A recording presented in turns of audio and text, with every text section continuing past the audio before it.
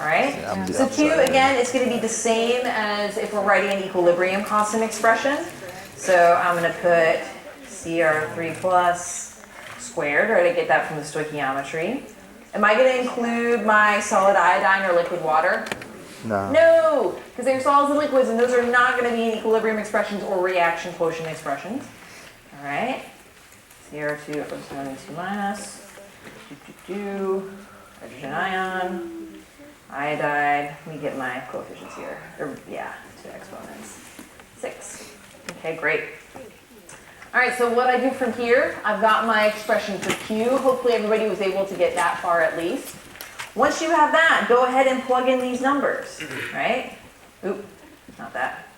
1.0 times 10 to the negative fifth squared over 0.0. 0 to the 6. You should get, check me here, 5 times 10 to the negative 11th for Q. Good? Okay.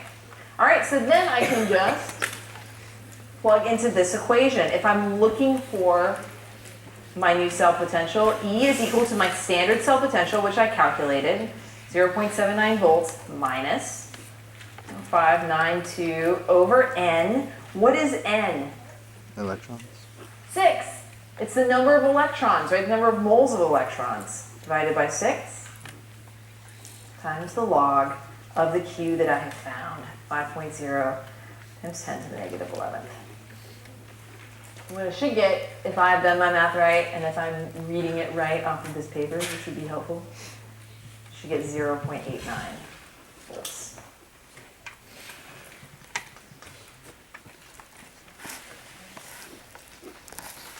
All right.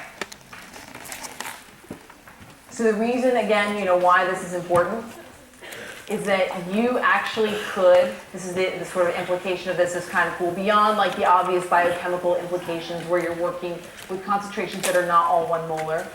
You could actually have a voltaic cell set up where you have the same reaction at the anode and at the cathode, or the same kind of substance, rather, I should say, at the anode or the cathode.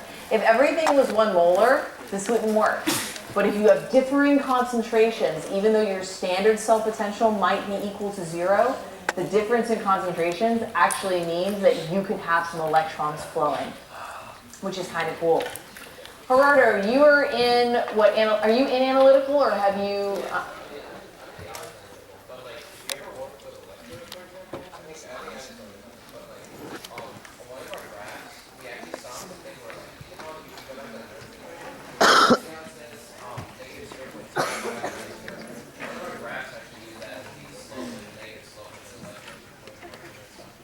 So this stuff that we've learned here comes back again in analytical lab.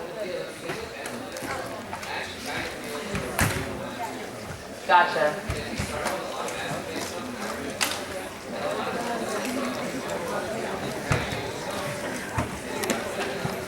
So for people who are talking and couldn't hear what our mentor was saying, what he was saying was that this, if you think about 241 analytical, a lot of 241 is like 102 reviewed and then expanded upon.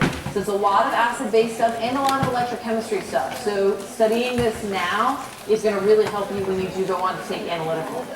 It is 8:11, so I'm going to go ahead and let you guys go. I will see y'all tomorrow morning. Have an awesome night. Stay dry out there.